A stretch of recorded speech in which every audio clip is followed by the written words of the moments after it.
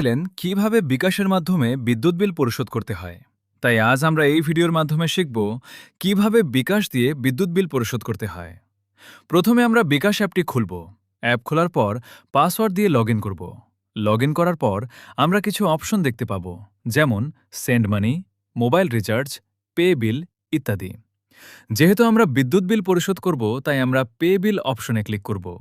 Click করার পর নতুন একটি পেজ আসবে, যেখানে তিনটি অপশন থাকবে: রসিদ ও টোকেন, অটো পে এবং পে বিল। বিস্তারিত। বিদ্যুৎ বিল পরিশোধ করার পর আমরা রসিদ ও টোকেন রসিদ ডাউনলোড করতে পারব, যা পরে প্রমাণ হিসেবে কাজে লাগবে। আর যদি অটো পে চালু করা থাকে, তাহলে প্রতি মাসের নির্দিষ্ট তারিখে স্বয়ংক্রিয়ভাবে বিল পরিশোধ হয়ে যাবে। পে বিল বিস্তারিত অপশনে আমরা আগে কতগুলো বিল পরিশোধ করেছি তা দেখতে পারব। এরপর নিচে গেলে বিদ্যুৎ বিল নামে একটি অপশন দেখতে পাব, সেখানে ক্লিক করব। তারপর আমরা কিছু অপশন দেখব: পল্লী বিদ্যুৎ প্রিপেড, পল্লী বিদ্যুৎ পোস্টপেড এবং অন্যান্য প্রতিষ্ঠান।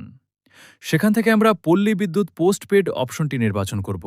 তারপর বিলের সময়কাল, বিল পিরিয়ড দেখাবে। আমরা বর্তমান মাস নির্বাচন করব, যেমন মার্চ 2026।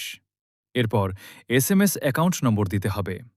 এই নম্বরটি আপনি আপনার বিদ্যুৎ বিলের কাগজে পাবেন, যেখানে কাস্টমার অ্যাকাউন্ট নম্বর লেখা থাকে। নম্বরটি দিয়ে নেক্সটে ক্লিক করব। তারপর আপনার নাম, এসএমএস নম্বর এবং বিলের অবস্থা আনপেড দেখাবে।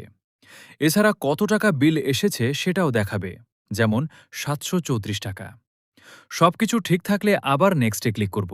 তারপর নতুন একটি পেজে বিলের পরিমাণ, অ্যাকাউন্ট নম্বর এবং চার্জ না থাকলে নো চার্জ দেখাবে। একজন ব্যক্তিগত বিকাশ অ্যাকাউন্ট থেকে মাসে সর্বোচ্চ 3টি বিদ্যুৎ বিল পরিশোধ করা যায়।